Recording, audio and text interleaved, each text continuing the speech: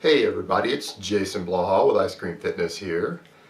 I got a video question last night from one of my subscribers in my video yesterday about cardio types, and it is a really good question. It's questions like this that really make what I do fun for me, because this is really an in-depth question. So I'm going to show you guys the video and then I'm going to answer this question. But hold on, let me give you guys a bicep shot first. Alright, and the question.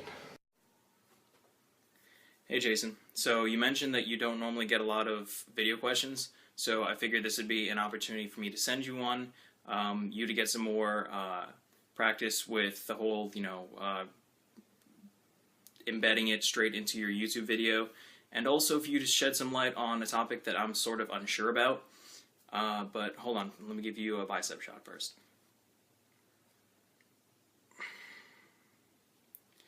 Alright, so I'm currently finishing up a bachelor's in science, and we're in my behavioral neuroscience class, and we're going over reviewing hormones again, and it got me thinking about the thyroid hormones, more specifically T3 and T4, and as you probably know, they're synthesized from iodine, and as you can tell, I'm on a cut, as I'm sure many other people are around this time.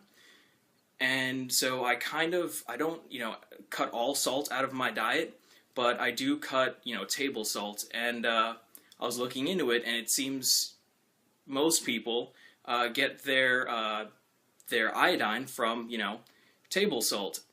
So I was wondering, is the salt in, present in whole foods, because I try to minimize the amount of processed foods that I eat, sufficient to give me my iodine requirements, or will a prolonged cut maybe have some sort of implications in your metabolism, and maybe having to do with the amount of calories you burn on a longer term basis? Like, do you think it can become a chronic thing? Those are just speculations. I'm not really sure. That's why I ask you. I tried to look into it. I find it to be inconclusive. Your input would be really appreciated. Other than that, man, keep doing what you're doing, and I will hopefully see your response soon. Man, I have to say one thing watching that video up front. You're cutting for spring and summer, and it's only March, and you already have chest veins coming out. You're going to be ripped to shreds come July. You're already pretty damn lean. Some of my subscribers should probably get some cutting tips from you.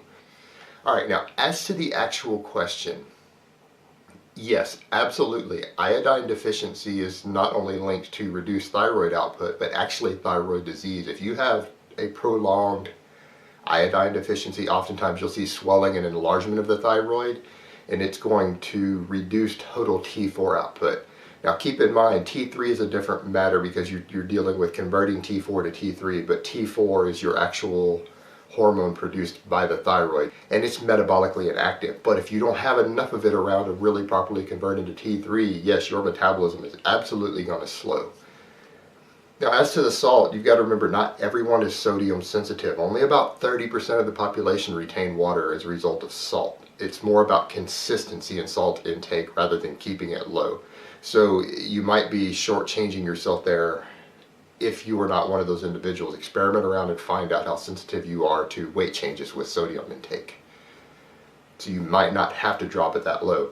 But you raise a good point about the whole foods, and I think this comes back to a point that a lot of us make about flexible dieting, is that we have a lot more discretionary calories when we're bulking, but when it comes time to cutting, and particularly hard cutting when you want to get real lean, you don't have a whole lot of room left for those treat foods oftentimes, simply because you cannot afford to develop micronutrient deficiencies, and iodine deficiency is a perfect example.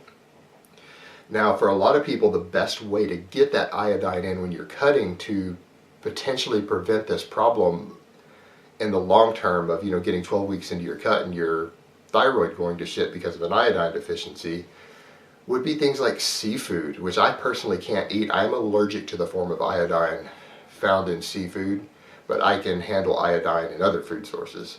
But just seafood in general, if you like it, any types, or seaweed or kelp, and that's where things like sushi can be really, really helpful in a cut, because it's very calorically undense and it's very nutrient dense, because you'll have the actual fish in there, which is going to have iodine. Oftentimes you've got the seaweed in the wrap sometimes, and that's going to have further iodine, and that's a really good source. But another good source, and this is something I push a lot, is dairy. And we have a lot of studies in the last 10 to 15 years showing that particularly women, men to some extent, but more so women, who seem to be more sensitive to thyroid output based on diet than men do, in my experience anyways, that the more dairy they consume, the faster they lose body fat. So we've got a couple of factors there. One, obviously there's a satiation because of all of the casein, protein, and things in dairy, and just a satiation factor.